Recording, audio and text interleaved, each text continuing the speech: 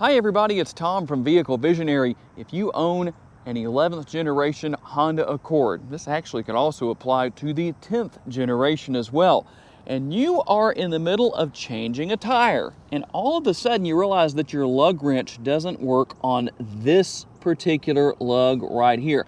That is a wheel lock, and it's a good thing that your Accord has wheel locks on it because it's going to make it far more difficult for anyone to steal your wheels. So, what do you do? Well, the first thing you're going to need to do is come in here, most likely come to your glove box, but one way or another, if for some reason it's not in the glove box, this is the bag you need to look for. What's inside? Well, you can see that's the wheel lock we were looking at on the tire outside, on the wheel outside. That is the wheel lock key. That is what is inside of this bag.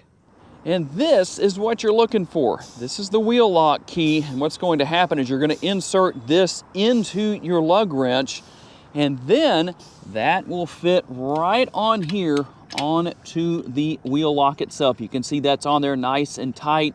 That will allow you to remove the wheel lock and take the wheel off and change the tire to your spare. Now, the really good news here is that this is specific to your vehicle. Based on your dealership, they cut this for you.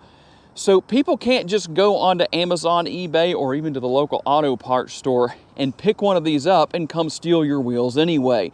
That's good news. And let me show you one more thing. If for some reason you have to order a new wheel lock key, there is paperwork inside of the bag that gives the information that your service department will need to know to be able to give you a new wheel lock key. Those are cut, like I said, specifically.